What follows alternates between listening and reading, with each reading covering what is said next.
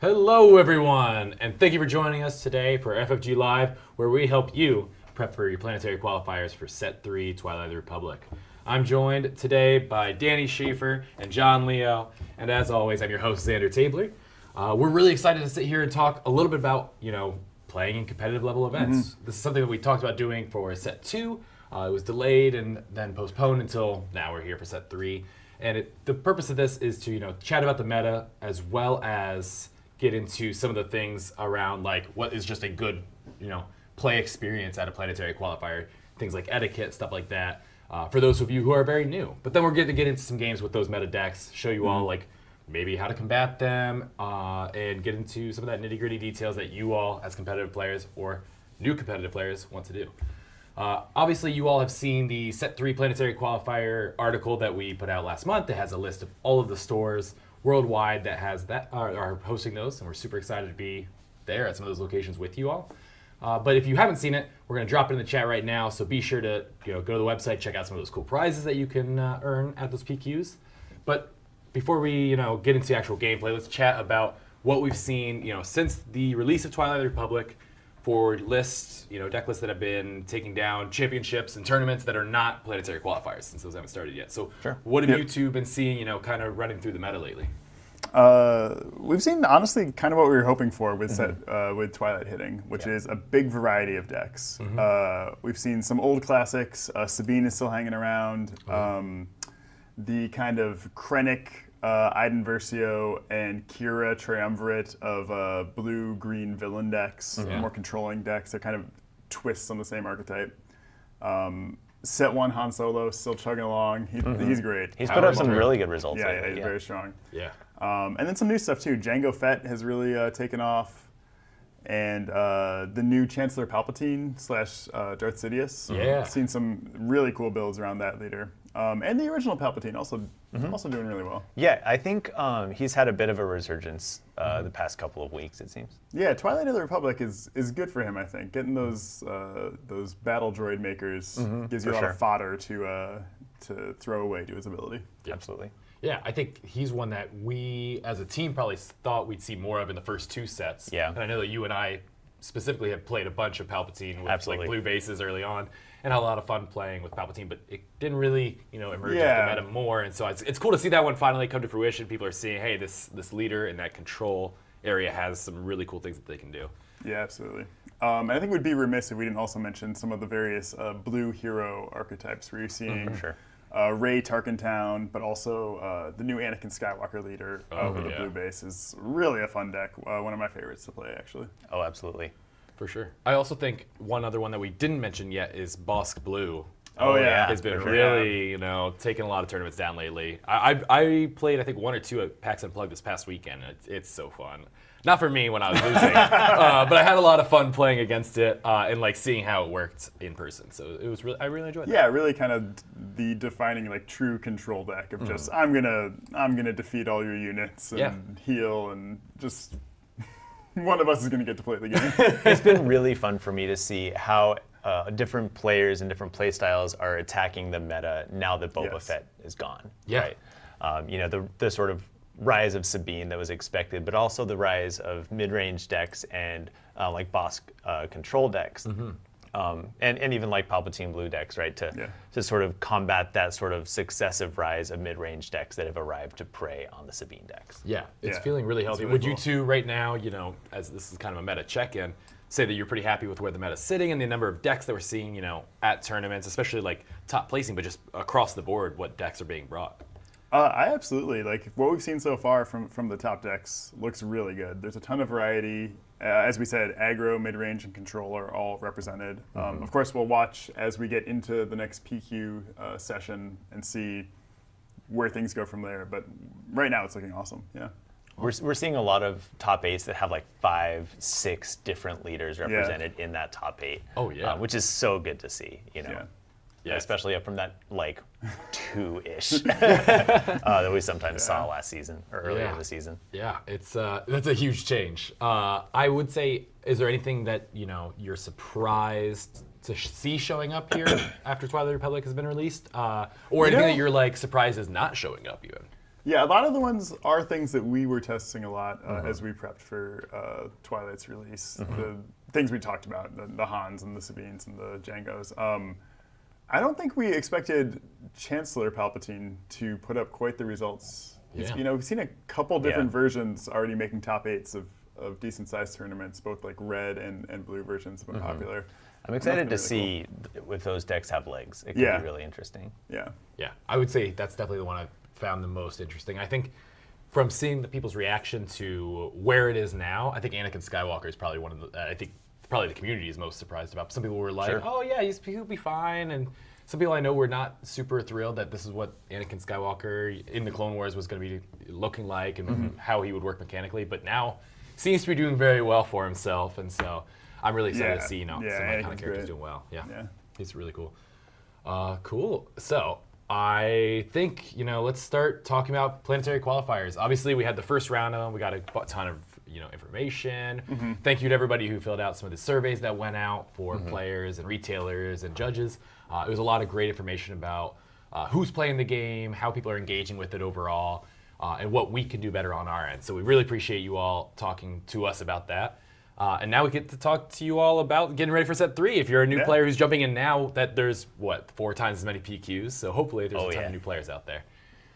So let's talk about some of the things like etiquette first, and then we'll talk about, I think, deck lists and things like that afterwards as we jump into what decks we're playing. Sure. So we'll switch that up. Let's go ahead and, Danny, do you want to lead us off and talk just a little bit about what you can expect at a tournament for somebody who's never been to anything outside of weekly play? Sure, yeah. So I think the biggest difference from weekly play up to a competitive event is just there's going to be a little more expectation that you're going to maintain the game state, that you're going to be extra clear with your opponent. Everything's going to run smoother if you and your opponent are both on the same page about the board being clear, about what's happening in the game, and there's no miscommunications there. So that's a big one for sure. Yeah. But with that said, also, still the same stuff from weekly play applies. Be polite, be a good sport. Don't, Absolutely. Yeah, winning or losing, be a good sport about it. Exactly, yeah. Yep, and John, do you have anything that you would say people should expect, before showing up, that they should be doing outside of, building the deck to play with? Well, one thing that people don't think a lot about as they prep for a tournament, especially if they've never been to one before, is the importance of your sideboard. Yeah. Right? And we'll talk about maybe what should go in your sideboard a little bit later. But it's important to be thoughtful about what are the extra cards that I'm bringing for my deck, that list of 10 cards. How am I going to attack the metagame with it, or insulate myself, from bad matchups or what have you? Yeah. There's also just a lot of things to keep in mind, like maybe you don't do at your home games, like you're expected to cut your opponent's deck. Yeah. When you sit down and shuffle up for your first game, that sort of thing. Yeah, I think there's plenty of things like that. Asking before touching other people's stuff. Maybe you're really comfortable with a lot of the people at your locals that you're playing at weekly, but now you're traveling an hour for this PQ. Somebody mentioned a good one about hygiene is a great one as well before showing up. Absolutely, super important. absolutely. But also, asking before you touch other players, like cards and things. Maybe you see a card that you didn't recognize from the decks you've been seeing lately. Somebody brought in this surprise tech for you and you're not sure what it does. Asking to pick it up, read the card, and things like that. But I think that goes along with the same idea of expect it to be knowledgeable, but we don't expect you to know everything about every single card. So being able to ask those questions, and I think one thing that we talked about when we were preparing for this was don't be afraid to ask for a judge if you do have questions. A judge or a tournament organizer or anything like that. For sure. They're there to assist and make sure that the game's moving in the way that it's supposed to, and that you all are having a great time. And so I think, being able to Yeah. have that relationship be first and knowing who the judges are when you arrive to the tournament is good to know.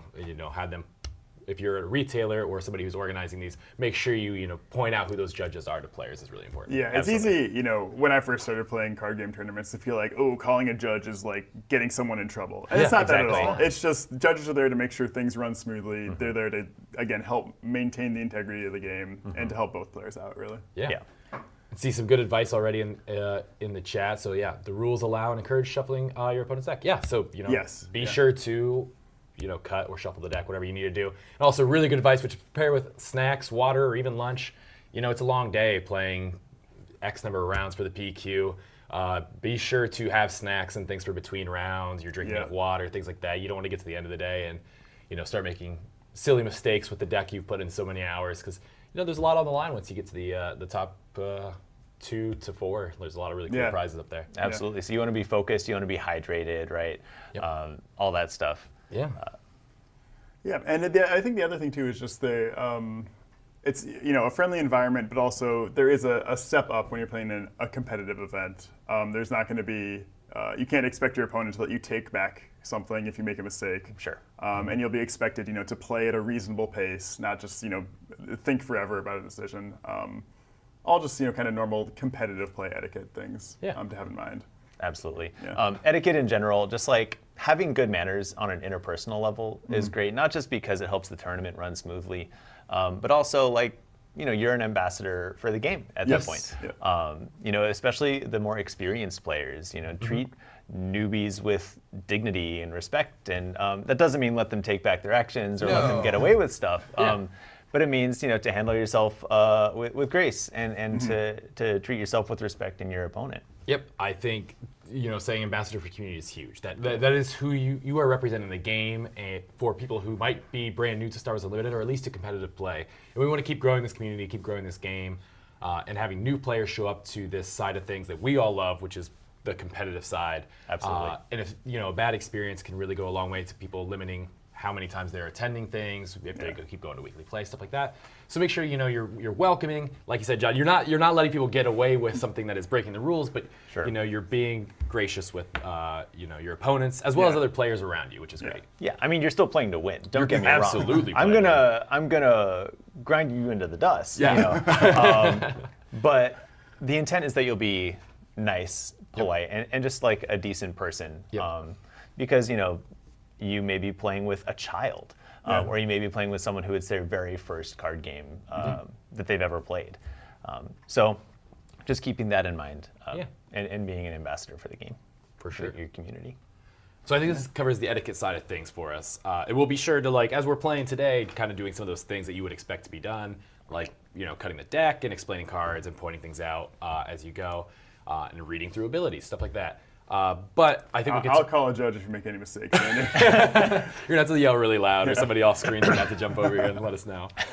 But I think we can also talk now about some of the things that go along with just like the gameplay side of it. Besides the stuff that you needed to be prepared for on that side of things, you mentioned sideboards. But I think deck list is a big thing, is knowing your full deck list, making sure you have a list, list written make sure it's out accurate, for the event, and it's accurate to what you've done. Maybe you're tinkering the last 2 days, and you're like, maybe I'm going to run too many Django's. I'm putting this extra thing in. Make sure that you keep your deck list up to date, the one that you have, because that is a huge problem if you don't. Yeah. But let's talk about the meta. We talked about what we've seen, but we kind of wanted to call out 3 specific deck/archetypes for what we are seeing the most and what you as a player could likely expect to see at the event. Decks like you need to have a plan for going in. You can't just go in and expect, I won't face that all day. You need to have an answer for it. I guess we can go through the 3 and then dive into details. Maybe. Yeah, let's do it. So let's do it. The big one is Sabine. Aggro, Sabine, Energy Conversion Lab, aggro in general. Gotta have a plan for Sabine. Gotta have a plan for the hard control decks, the Bosks and Set 1 Palpatines of the world, the decks that are going to win the long game, basically.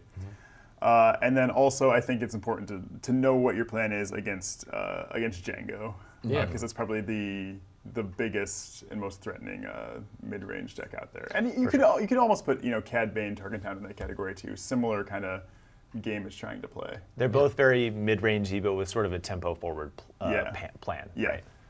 Absolutely. Yeah, it's. I mean, I think these are all good ones. We're gonna keep saying specific leaders, and in fact, we brought these exact leaders to play today. But you can kind of take this advice and run with it for decks that are playing any certain archetype. But we're gonna specifically talk about these ones and some of the things that you can do to be ready to play those, as well as if you are playing them against each other, prep yourself. If you're a Sabine player, maybe we'll talk about some of the stuff that as a Sabine player, what you need to do to beat Django, to beat Palpatine, things like that. Sure, absolutely.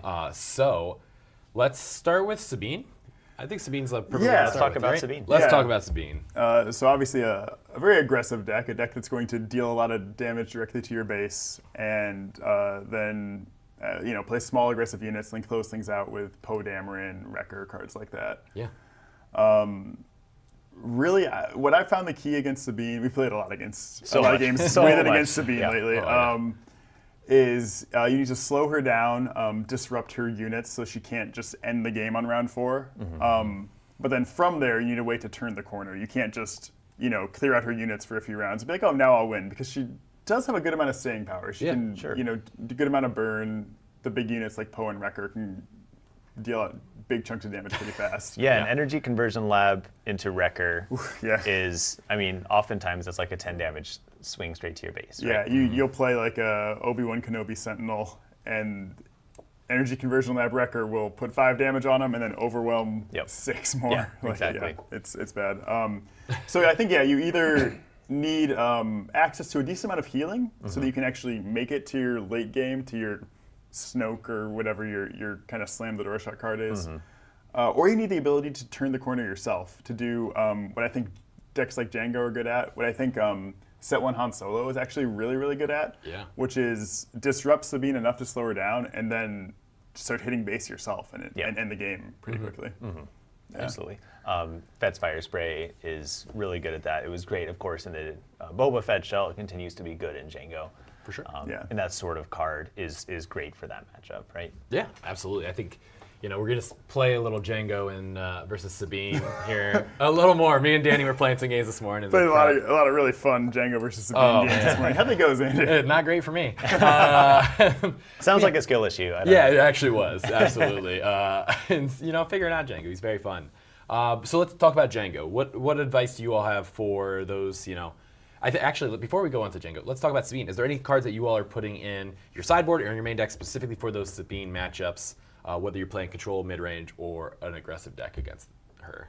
Sure. As the resident control player, I tend to really value healing that comes in big chunks.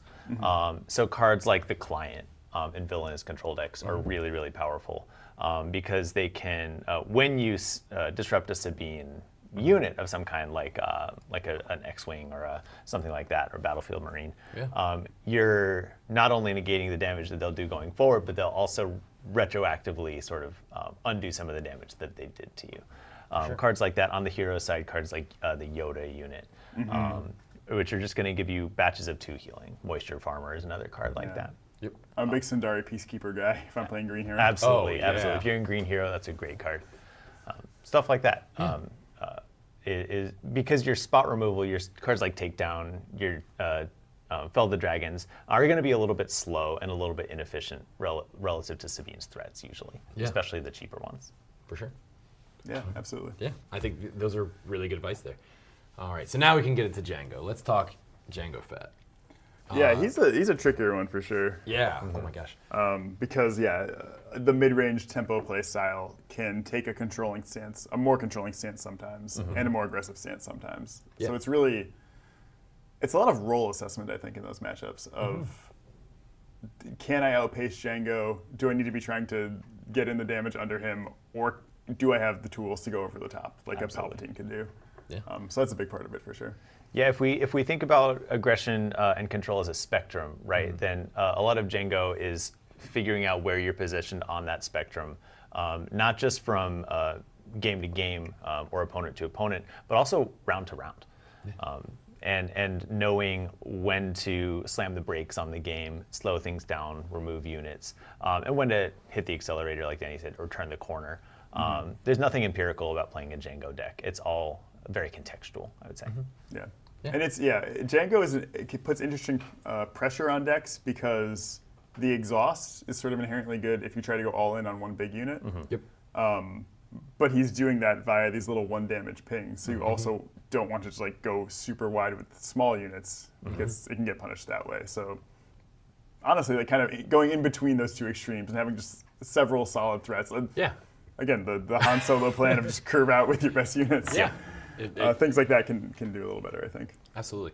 I think, overall Django, especially like when we were playing today, there's so many threats with going Django red with just like burst damage across the board. Like you've got all the combat tricks, different things like that in the deck. And so any of those units, you should be, preparing as you're wrapping up your round, if you're going a little quicker than Django, to take a couple more damage than is currently on the board in front of you. Sure. Just from things like, surprise strikes, shoot burst, breaking in, all the different things that Django has in his toolbox to do it.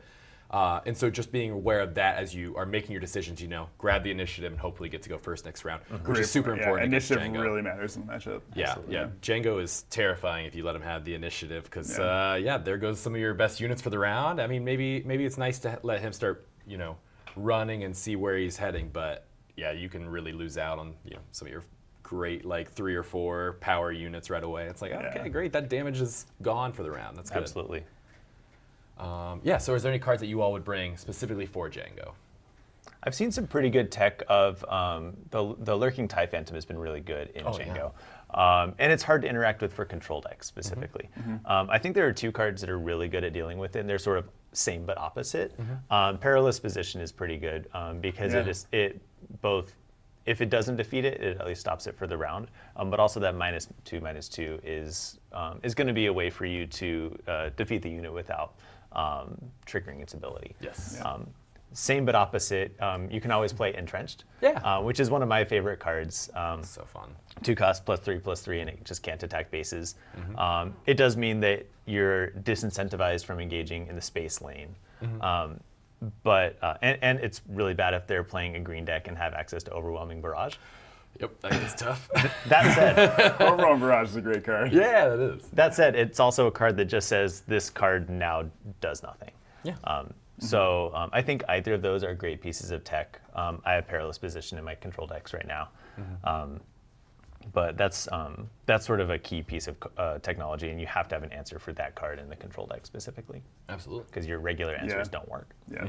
Yeah, I mean, you mentioned Lurking TIE Phantom, and a card that I've seen, I think, showing up in more decks lately is Bright Hope.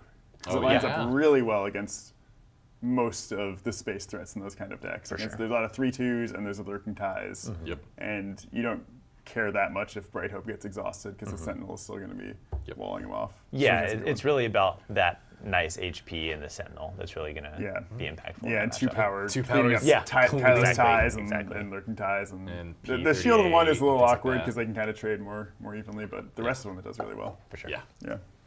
Those are great. All right. So finally, we're getting to the hard control. We've got, Bosk, we've got Palpatine. John, I'll let you take it away first, since you are our Palpatine control player. Sure. What should we do to beat you, is what I'm asking. Yeah. So I think that there's a couple of things. One of the things to not do against a hard control player is to put all your eggs in one basket. Oh, yeah. Stacking multiple upgrades on a unit means that the efficiency of any piece of removal that I play is amplified, right?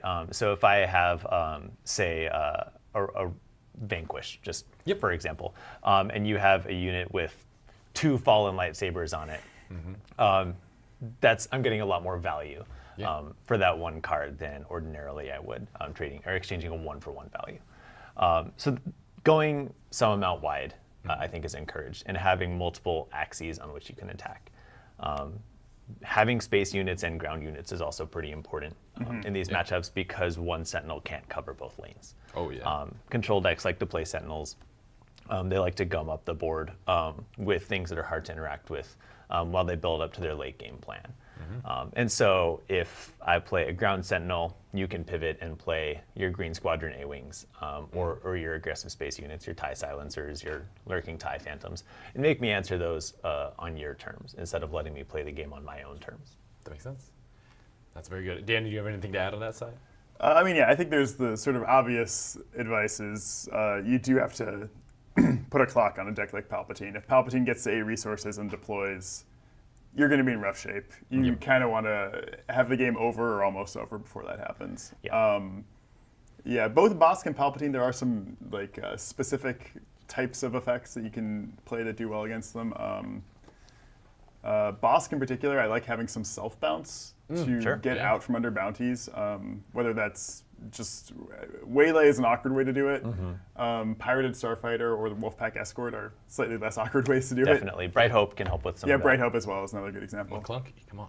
McClunky, of course, Those can be really nice. Can also be helpful against Palpatine, where you can also works with exploit as well, where you can get rid of your most valuable damage targets and make it awkward for his deploy. Doesn't necessarily help if it's already at 8 resources, but it can help a little bit. Yeah, the Palpatine deck wants you to be making a difficult choice on that 8 resource turn. If you can make it so that the Palpatine player or the control player is making that difficult choice instead, I think there's some element of power of being in the driver's seat and having sort of the initiative, so to speak. Yeah. There's some cute interactions against Palpatine where if you're playing like capture cards, you can capture back your own unit after Palpatine steals it. Because the owner will get control. Right. Also works with Change of Heart, for instance. But again, you're playing with fire, getting to 8 resources against Palpatine. Sure. Usually you want to be you want to have your hand over the button ready to win before then. That makes sense. Yeah. All right.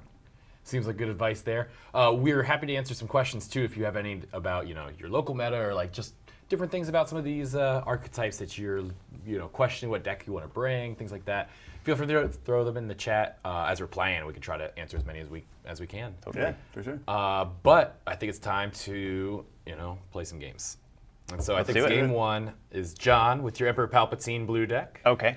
Against this Django Tarkentown deck that I just put together today. Okay. I'm not a Django player, so don't use me as your guide. I'm sure there's plenty of great players out there who can give you much better advice than me, but I'm going to try to make it work. All right, I think, top down, so we're good. Yeah, then let's swap. All right. Iden all the way. Heck yeah, bring Iden. I love Iden. Yeah. Iden's great. My favorite Twin Suns leader, for sure. Yeah. So far. So far. Ooh, what do you mean by that? Cool. Well, great to meet you, John. I'm Xander. Nice to meet you. I'm John. You've been playing the game a long time? Oh, 4 years. Oh, 3 yeah. years. Yeah. So, great to get matched up against you. Let's shuffle up and. Yeah, I've been shuffling, but I'll shuffle a little bit more I'd like to see that happen. 'cause it's good manners. Cool. This is a showcase. You may see it, but you should ask to pick it up beforehand. Yes, I've seen it. You've seen this one a couple of times. So many times.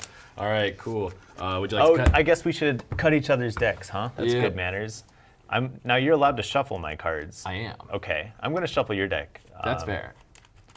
I'm not going to peek, though. Yeah. I would love to. And do so in a way that doesn't smash his cards together too hard. I'm not going Please be respectful of my cards. They cost me money. They did. Okay, thank you. We should decide who's going to go first, huh? All right. We don't have a die or source of randomization here, do we? Nope. So let's give Danny these 2 things right here. If your tournament doesn't have a Danny available, feel free to use the method of your choice. Yeah. All right. Xander, which one are you looking for? I was gonna let John find the green one. John, find the green one. If I find the green one, then I go first. It's that one. You failed to find the green one. Oh, All no. right, Okay. I will go first. That was suitably random for my taste. Okay, let's have a good game. Have a good game. Let's do this. This is a pretty acceptable hand, I think. It's so weird only having 3 of us. Now Danny can't, cheer or at least yeah. be like, I'm no, just you going should to look do at this both one. players' hands and say, We normally have. Actually, that is a good point about competitive tournament etiquette, though. Yeah. In casual events, it's a little more acceptable to just kind of be bantering with your friends as you play. In competitive events, generally avoid making any comments or indications on the game state to Absolutely. avoid disrupting the integrity of the game. Yeah. I'm gonna take Fine to watch mulligan. games usually as long as the players are okay with it. But Yeah. so, Just be respectful stay for quiet once and in respectful. distance. Yeah. Yep. Yeah, ask permission and then just watch Yeah. and observe patiently and quietly. Yeah. All right. I had a mulligan Okay, because you shuffled my deck adequately. That's good. You said you built it this morning. Maybe you didn't have time to shuffle it. Yeah, that might have been the issue earlier. I actually saw 2 cards that I forgot I put in it this morning because they just never showed up. You got to check that deck list. For good or bad, yeah. It's good to know. All right. Cool. The 2 Phantom Mulligan. Hey, goodness, I hope listen, not. it was, but I didn't like my turn 1 play. That's a much better. That's a pretty good hand. Pretty good hand. I think these and what do you think? I think this is the other one, right? Ooh. Or do you go this? I think I would. I think that's right, right? Yes, I think Yeah, that's more sense. I think it's I agree. Yeah, I want Cool. to play that thing. Turn 1. Yeah. Yep, perfect. All right, so I get to go first. Let's go ahead and play Crafty Smuggler with a Okay. nice little shield over here. Oh, in the space arena too. That's Oh, pretty cool. yeah, that's good. I should read. I'll play Inferno 4. I'll look at my top 2 Ooh. cards. All right, Inferno. Another thing to keep that in card mind, goes as John is demonstrating here, make sure to keep your hand and resources clearly separate. There's times like that when you have to set your hand down, and easy to get mixed up if you're not thinking about Absolutely, Yeah. especially with like smuggle cards. Yeah, you can always use a token or a coin or whatever you want to indicate things that are not in an in-game zone, Yep. right? it. Yeah, that's usually what I do because you don't want to obviously put them too far off to the side and it looks like you're grabbing cards that are not already in game, things like Absolutely. that. And so I usually throw mine, and if I'm not using an arena, I do that, or on my game mat over to the side, away from my deck and discard pile, so Yeah. is the least sketchy Yeah, look. just be thoughtful about where you're putting your cards. Try to mitigate opportunities for misunderstanding. right? Exactly. I'll grab the initiative. I will pass. All right. Ooh. I don't know about that.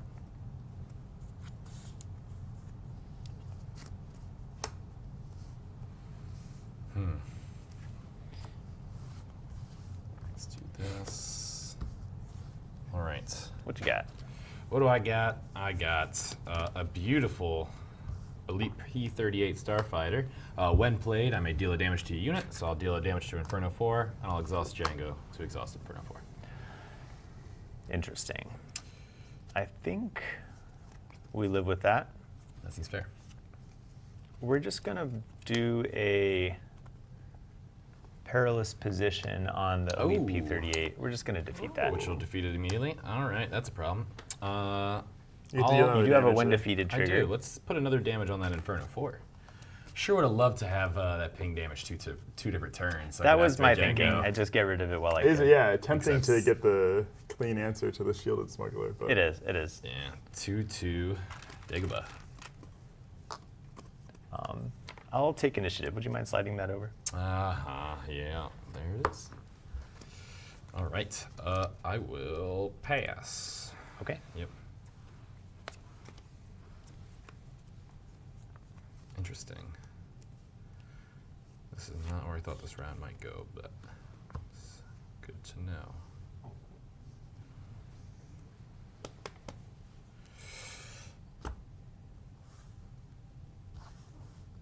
Okay. John gets to go first. I'm ready. I do, huh? Let's attack your base for 2, please. That makes sense. 1, 2. All right. That guy's there. I think the smart thing to do is... Oh, you got so many resources. Let's just get the damage in while we can. 2 to base. We're going to 4 damage. I'll just note that Palpatine has not ramped and has the same number of resources as Django. Yeah. That's what you don't like. Yeah, I do not like it. I'll play the client. All right, there's a guy. Shielded official unit. Yeah. Very good for helping you, not run out of health before Palpatine goes out. That's my hope.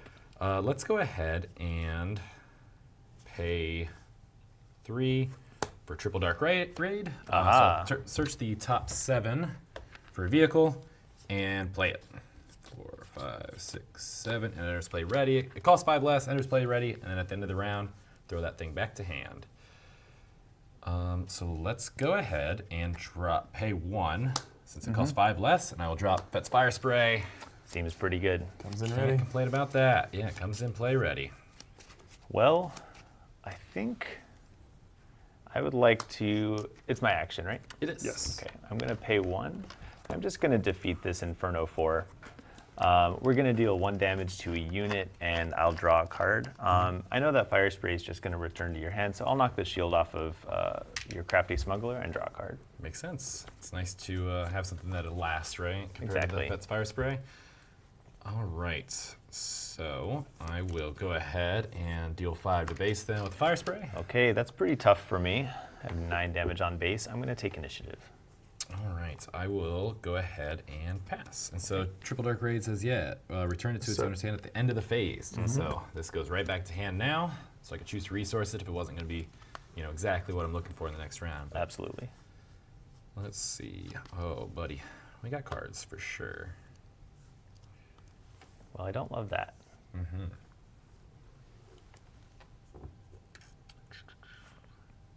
Yeah, Palpatine does ask you to make some tough choices about what kind of threats you want to put on the board, and whether you want to go in on a threat that might be hard, a single threat that might be harder to remove, or spread out into smaller threats that will be better if Palpatine is trying to just say use a vanquish or something. Absolutely. Exactly. Yeah. I have the first action. I think I'm not exactly sure what I play here.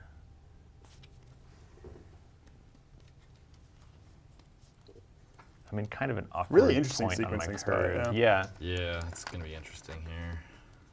There's a part of me that maybe just uses the client to attack, but I don't think that's quite right. I'm going to use the client's ability, and we're going to put a bounty on the Crafty Smuggler. I sure wish I had some of that Just self grab a bounce. reminder token, so you Yeah. don't forget about that bounty. Here we go. Keep that So board when state that extra clear. when that unit's defeated, I'll recover 5 health. 5 health, yeah, that's a Ah, lot to do. John, Oh. you missed an I've- Inferno 4 trigger. I fully just missed the trigger. That's right. This is a spot where you could call a judge in I- the tournament, I and the judge would. would resolve it in some way. Yeah. A decent chance that having come this far in the game, I think Yeah, your resolution probably would just just be missed it. treated as if you kept the 2 cards on top. But Absolutely. Yep, Yeah, I did the draw and then forgot to look. that's true. Foolish. Since I know you're going to be doing the, heal a little bit there, so I will just go ahead and do 2 to your base. Okay. For now, I think. I have Makes sense. 11 on my base. And yeah, now I have to decide how I'm going to deal with that smuggler. What's the cost on Fet's Fire Spray? That's a 6. 6. So not playing it organically this round. That is true. Yeah, this is a little tricky. I think that I just play a perilous position and defeat Crafty Smuggler. That makes sense to And I'll me. heal 5 from my base. I think Xander is probably generally okay with that. I think you're really happy with that. John yeah. spent 3 resources to take out a 2-cost card that's already dealt some damage. That's true. I will pay 1 for the ISB agent, and I'm going to reveal a nice little event here. Daring Daring Raid. Raid to ping the client's shield off. You got it. I think I just take initiative here. Okay. So I've got some things that I don't want to happen. I don't want you to keep healing. So we're going to figure out how to stop that from happening. I'm going to pay 2 for Kylo's silencer. Let's get nice. some more guys on the board. I will pay 1 for Daring Raid to deal 2 damage to the client. Okay. I will trigger Tarkin Town. Gonna finish him off. Finish him off. Makes sense. I would rather, the 5 health on base is great, or is like something I would rather take this hit on overall. Because I'm scared of what you could do with the client if you get 10, which is already, I'm starting 5 below you. So I'd basically be, 15 damage difference Sure. in what I have to do compared to what you have to do by the end of the game. So I'll take that, and then I'll bring out Django because I am at 5 resources, Yep. and I'll do a nice easy breezy 3 to your base. Okay, that puts me at 9 damage on base. And then I'll pass. Okay, feeling pretty rough about that, if I'm honest. No ramp yet for the Palpatine No deck ramp. is too bad. I kept a hand with a lot of interaction and no ramp, and I'm beginning to regret it. I was wondering which direction you'd go, and I honestly was kind of hoping you would ramp, Yeah, but now I think this might actually end up being better for me. maybe. I will take my first action of playing another client. There he is. What a problem for me. Gosh, so you have 3 resources left. I think it's time to just keep pumping damage, right? I think so.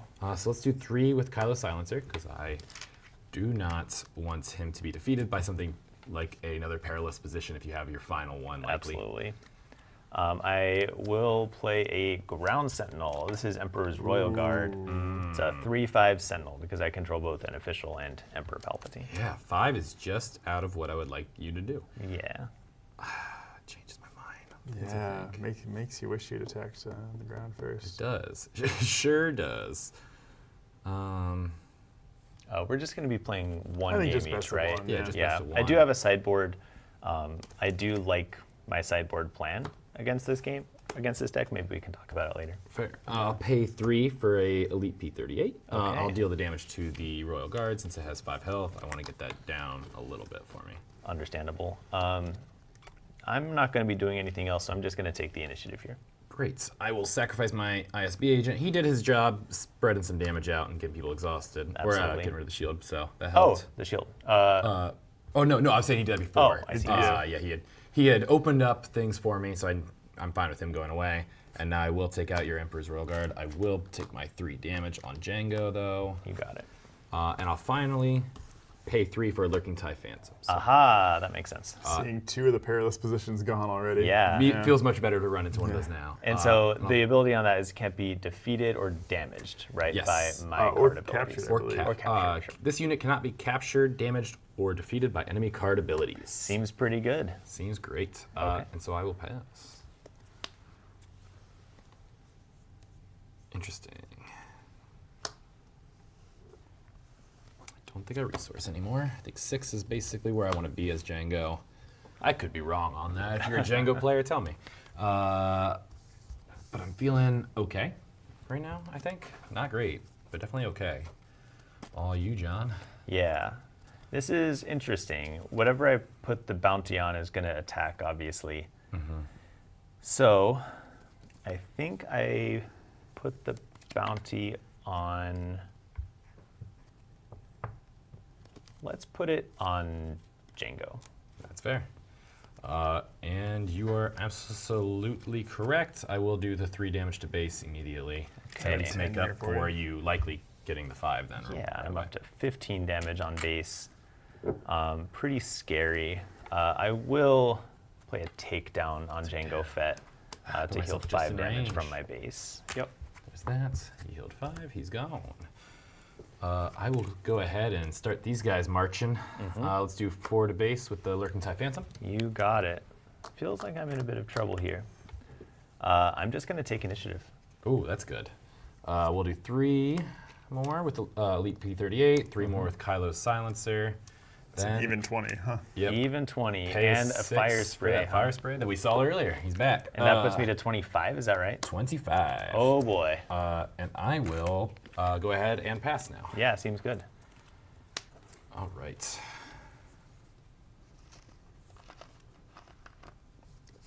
I will not resource yet again, just Okay. to see.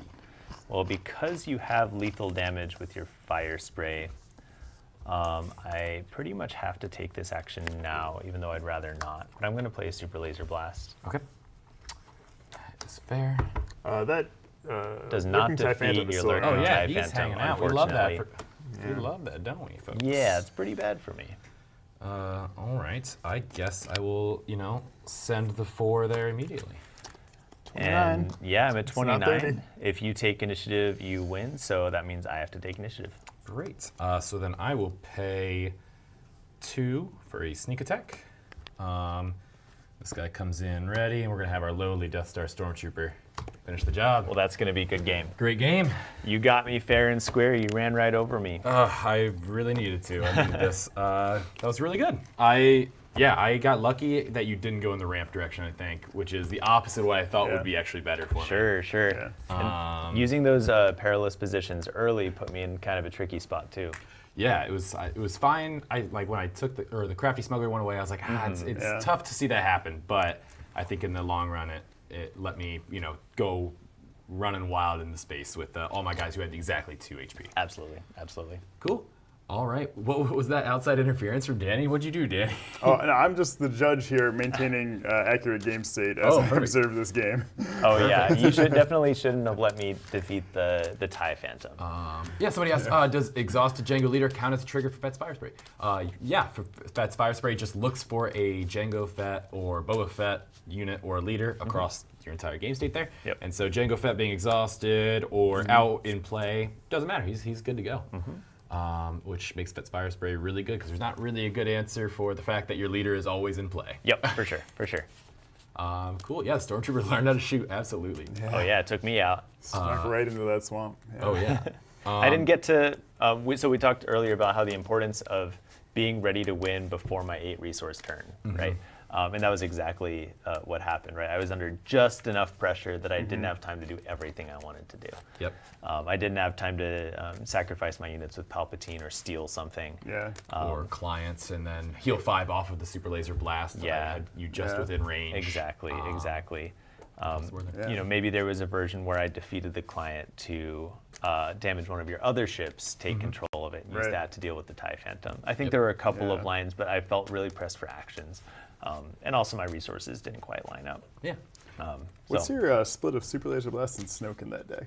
I'm running 3 Super Laser Blast and 2 Snoke in the main board. As well as Snoke would have been pretty good there. Snoke would have been mammoth. That would be huge, yeah. Because my only 2 units in hand that I had to sneak attack in were Greedo and a Death Star Stormtrooper. I did have his Triple Dark Raid, which could have pulled something out for me. Yeah, if you had a Ruthless Raider, you're fine. I could have found a Ruthless Raider or Fire Spray, Fire but Spray. it was only 7 deep, and so the odds of me hitting something with 2 health again was very high. Yeah. And so that, Snoke might have been the big answer there. Maybe. And, when the Palpatine deck wins, it tends to win with just a couple of points of HP remaining. Right? Yeah. So, I felt like I could have played that game better probably, but you just beat me fair and square. Great game. Great game. Yeah. All right, Danny, are you ready? Sure, I'll hop in. I'm going to slide out here. Yeah. We got Danny with the Sabine Energy Conversion Lab, which I know, so there's a lot of debate in the community. I think, it seems pretty solid that everybody likes Sabine Energy Conversion Lab, but there's a lot of Sabine Yellows out there too. Like I love Cunning, Sabine Yellow. Sweet. It's a very different deck, I think. It is. Wants to be lower to the ground. And Yeah. I love the damage pump that Yellow has to just support Red in its mission of like, hey, let's have a bunch of power on our units, and here's 3 additional power just for a little trick, a little something. Oh, yeah. Those surprise strikes. Surprise strikes and hot shot blasters. Absolutely. Hot shot blasters, yeah. Great cards. I think it's like my favorite aspect combination is Yellow Red, just because you can do so many surprising things that are immediately helping you get to the end game if you're playing aggro. And Danny's actually got a 25 HP base here. Yes. And so Snoke wouldn't have helped if I did find a Fire Spray, but Yeah, but on the board as it was, John had 5 health left. yeah. So It would not be lethal yet. It was close. Yeah, the was very -2 on the Fire Spray, even on his power, would have been meaningful for sure. Yeah. And I actually did not have any. I have a ton of buffing cards, just all the combat tricks in here, but I didn't have any of them. So you wouldn't have known that either, though, if that was a way out besides compared to Super Laser Blast. Lots of combat tricks. It was probably right to assume that I had a surprise strike or a breaking. I pretty much had to, based on the cards in my hand, I had to delete all the units, leave the TIE Phantom, and then I had a Vigilance in hand to heal next turn. That was my only line as I saw it. Fair. There's that for you. All right, who gets initiative this game? John, you want to be our randomizer? Yeah, I do. I've got There you a go. shield Great. token. Whoever guesses it is going to win. While He's we're going to doing- win, or we'll get the initiative? No, we can just skip the game, I guess. Alex, just so you know, Danny has a 25 HP base. Yes. Okay, if you pick the shield token, you go first and maybe win. Well, that's a real bummer. I go first. All right. That's a problem Fantastic. for me. That's a resource. Man, it'd sure be cool to go first in this matchup. Yeah, it's pretty nice. The initiative matters a lot in the Sabine games in general. Ooh, buddy. I think this is not I think his hand is solid, but not incredible. Yeah. So from a personal gameplay perspective, do you mulligan hands that are solid but not great? It really depends on the deck and how well I think the deck mulligans. I think this is a good enough hand that you can never really mulligan it, especially since I know this deck really needs a play on round one and is good odds to hit one, but still like I think 10 or 12% to not have one after mulligan. So I would never mull a reasonable hand that had a good turn one play. That's fair. I I think. think it really depends on the matchup on top of how well your deck does it, Oh, too. sure. Also Like, true, yeah. if I'm like, hey, there's one out I have here, I'm looking for it, and I will hard mulligan for it. If I trust my deck enough to be able to do it. Play a lot of Han from Spark of Rebellion, and so turn one plays are not hard to find when you can play 3 resource stuff on Sure. turn one. So that deck I will always mulligan until I find a Falcon. Okay, sure. To start the game with that, just because Yeah. it's easy Just to find something full else. of early plays. Yeah. But Falcon is the best one, yeah. Yep. I love that question from JFreak7. Have you guys mentioned playtesting a gauntlet for PQs? Which decks would you include mandatory, in our opinions? So I think, as we mentioned at the top, Sabine, Django, and Probably Bosk. Bosk, I think, is the is probably, control. you have to have an answer for Bosk, probably. Yes. I would also include a set one Han, probably set one Han Cunning. Sure. Yeah, people do cunning or command across the board. Yeah, It's- command's it's also hard. quite good. Yeah, that deck is, it steals a lot of matches, too. Yeah. You have to be able to answer it. Yeah. And I would for sure want one of the blue hero archetypes, whether that's Rey Tarkentown or Anakin Blue or whatever. Yeah. And the- you want to play the- well against those. Those decks share a lot decks of with building Yoda, blocks, but yeah. They're similar, but definitely not the same deck, and they have different expressions of that game plan. All you. Yeah. So a lot of times with Sabine, I like to use her action first and see where my opponent goes before deciding ground or space. But with this particular hand, I think I just start with an A-wing.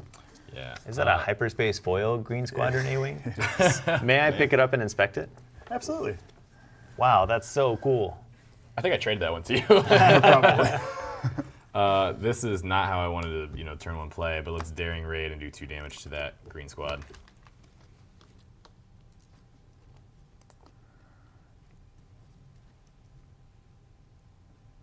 So yeah, I think in this spot I actually take initiative, assuming you have the Starfighter or something to. I'd rather get the attack in, I think. That seems fair. I will go ahead and pass. Cool. I think that is probably the right play, especially because, Django can go quick as well. And so, Sabine's ability is really nice, but probably isn't as necessary for this one. Oh boy. Oh boy. It's not usually what I would do, but I'm playing from behind after that turn 1. Yeah. Let's get the damage all we can. Yep. Fleet Lieutenant. Ooh. 5 to your Oh, base. boy. Got a nice 5 over there. That's a 5th of my health. Yeah, it's really interesting playing Sabine into Django because some cards like Red 3 or Wing Leader that you normally want to play before attacking get a lot more awkward when Django could easily just exhaust the thing you're going to attack with. Absolutely. Fleet Lieutenant sure. gives you the best of both worlds there. Yeah. I will pay 3 for the exact thing you feared. Yeah. I'll take out the A-Wing with the when played damage. Unfortunate. I will ping 1 on each base now. Okay. I will grab the initiative. I'll take that. Yep. Yeah, thank you. And Just a I'll little just out have of to range. pass. Cool. Yeah, I saw the P-38 in your hand, but I was wondering, is there any situation in which you Tarkentown that A-Wing and save yourself the damage? I'm fairly new to this deck. Potentially depending on what other cards I had in hand, I might have done it. But knowing I had that card and this card as well as my 2 options, That's a good card. it's really good in this matchup. That 1 damage could be very big difference, but I think I have some really nice plays coming if I waited on that and saved that Tarkentown, because I am very scared of some of the things that come in later, right on the finishing move time for Sabine. It's really nice to have that 3 extra damage from Tarkentown is what I learned. Making sure you have an out to like a Poe, for example. Yeah, exactly. And so I actually need to play something. That makes sense. Chat is spamming with TT. I think they think you missed the Tarkentown. That's completely fair. I lost so many times instead of to like an A-Wing like that and doing something like throwing this guy down. I think the bigger mistake was letting Poe live. Was where it was at for me. And so I do have the initiative, which is real nice. And Sabine is just wild. You know that? My hand's kind of mid. Don't worry. hand's kinda mid? It's fine. That's probably fine then. Don't really have a good thing to do there, so I will go ahead and pay 1 for swoop down with this guy, and I'll take him out, Wow, that's a good card. and I'll take only 1 damage back, which leaves my elite P38 to potentially do something in the future, hopefully. But if not, I at least got rid of a card that could have been buffed by another one, or surprise strike, or not surprise strike, but any of your other cards there. So Yeah, that's 1 to each base. that's fair. Gotcha. I'd like to see what you do. You'd like to see? I bet you would. I bet you would. Do that. TIE Phantom, huh? TIE Phantom.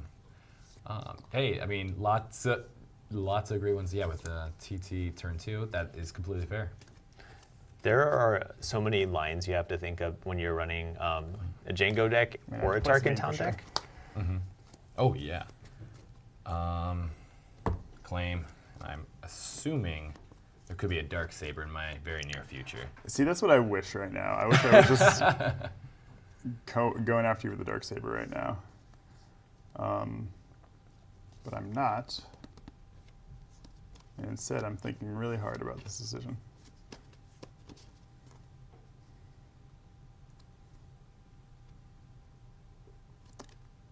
Yeah, you having initiative is not ideal for me.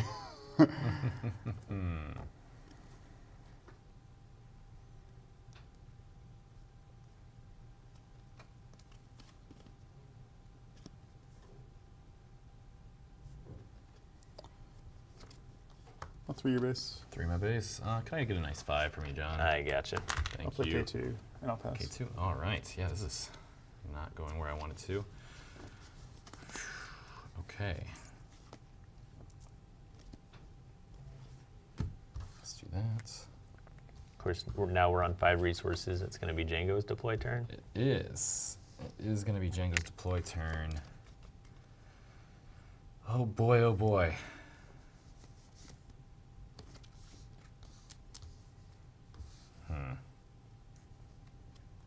Sure is a lot of stuff out there. And what I know he has in this deck, since we played a million games this morning, is a Rebel Assault. Great card. It's a great card, and that means I can't wait and do some fun stuff that I want to do, if I'm being honest. And so, unfortunately, man, I didn't get the cards I needed. So let's go ahead and pay 2 for Imperial Interceptor. I will actually defeat my own guy Ooh. to deal 1 Love to K2 Interesting. and exhaust him. What a line. Yeah, it's not exactly what you'd like to see, but if you don't find, your ISBs and other ways to get on the ground, it's tough. For sure. And that's Django Exhaust used, Yep. which I think gives me a window to play a wing leader and give 2 XP to Sabine, Ooh, nice. knowing that Xander cannot exhaust her in this next action. That's true. All right, let's go ahead and do that 4 to base right away then. Fair enough. I'll 5 your base. Yeah, that's a lot. Let's grab a 10 and You get got one it. of them 5s. I appreciate you keeping it nice and even for me, though. Let's go ahead and finish off K2 with Tarkin Town. Guardsman? 2. Yeah, we steal 3 to your base. 3 to my base makes sense. Thank you, John. I love putting damage on your base. Play a Battlefield Marine. That's a guy. That sure is a guy. Luckily, you're out of resources now, so that's cool for me. I think I am not going to get the initiative, so I'll bring Django out. Chad thinks you I'll got play too him. cute with the interceptor play, by the way. Oh, they can. I agree. I play cute as all. We all say that Xander's just the cutest one of all of us. All right. What'd you do, Danny? Are you? I claimed initiative after. You claimed that? Great. Yeah, Marine flip. Let's eat the Marine, Cool. which is not great, but I need to get your board away from me. And I'll pay 1 for Daring Raid. Let's take out your Wing Leader, Yeah, reasonable. and then I will pass. You have 18 damage in your base. Yeah, which is, not ideal. Oof, boy. Yeah, you're in. 5. You have 7 HP left. You're in surprise strike range. I am. Luckily, I don't think he has Surprise Strike in there. Well, that's true. But You're not I a cunning do have, deck. Yeah. I do have Fleet Lieutenant, which is 2, almost, 4, yeah. 6, 7. That is 7. That's lethal, That's right? lethal. Good games, Xander. GG. Oh, man. It's tough. I was hoping for some ISBs or anything instead of taking out my own ships. Sometimes you got to do that, though. Sure. All right. Cool. So do we have any other questions there? Not really. Just people thinking you're no good. That's true. Hey, I won a game with Django, which is good enough for me. Absolutely. Probably what I normally shouldn't based on archetype there. I got beat by the guy who's no good. So exactly. There you go. You and I can, start a club for people who are no good. There you go. Cool. All right. Actually, I put this in the wrong one. So, thank you all for joining us today. We are really excited to see how this next set of PQs go. I know our OP team, our design team are all, eagerly awaiting all the results to be coming in. We'll talk off camera about what decks we think are going to end up, winning the most out of these. We'll take our own internal guesses and things like that. But more than anything that we've talked about today, besides the etiquette stuff, be a good player out there. Have fun. We're really excited that you all get to come together, 100 some players at all these different stores across the world, and get some games in. And so, more than bringing the best deck or what you think is potentially the thing that'll be a new defining deck for the entire meta, just have fun. That's the most important piece of it. Absolutely. If you're not having fun, what's the whole thing been about, right? Do you have any last minute advice between the two of you that you'd like to share with any players? Show up, be rested. Oh, yeah, getting a good amount of sleep. That's really Yes. important. Yeah. Eat and sleep. Eat and sleep. That's my advice. That's perfect advice. for in my unlimited opinion. and for life. Perfect. All right. Well, thank you two for joining us. Thank you all at home, and good luck out there. We'll see you next time.